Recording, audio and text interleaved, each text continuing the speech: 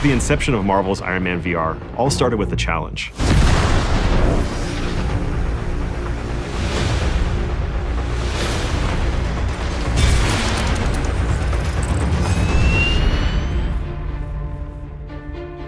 And Jae Ung, who runs Marvel Games, came back and told me that project is probably going to go to a bigger studio.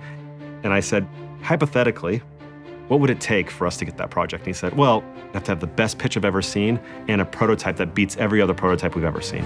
Time for the hero thing.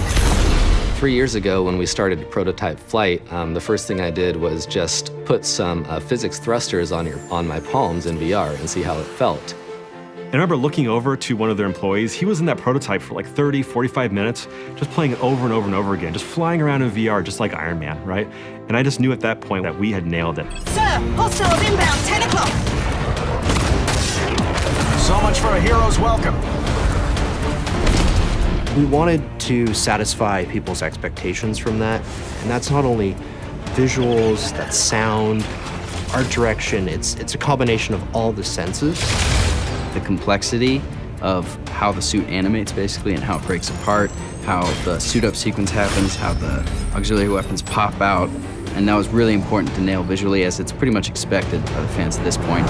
Start drones incoming on an intercept course.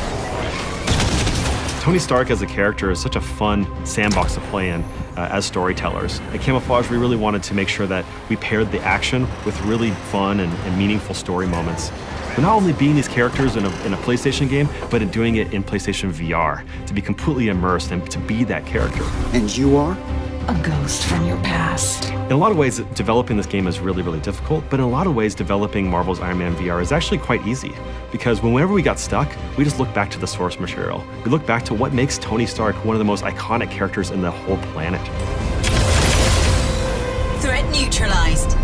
Good. I have a plane to catch.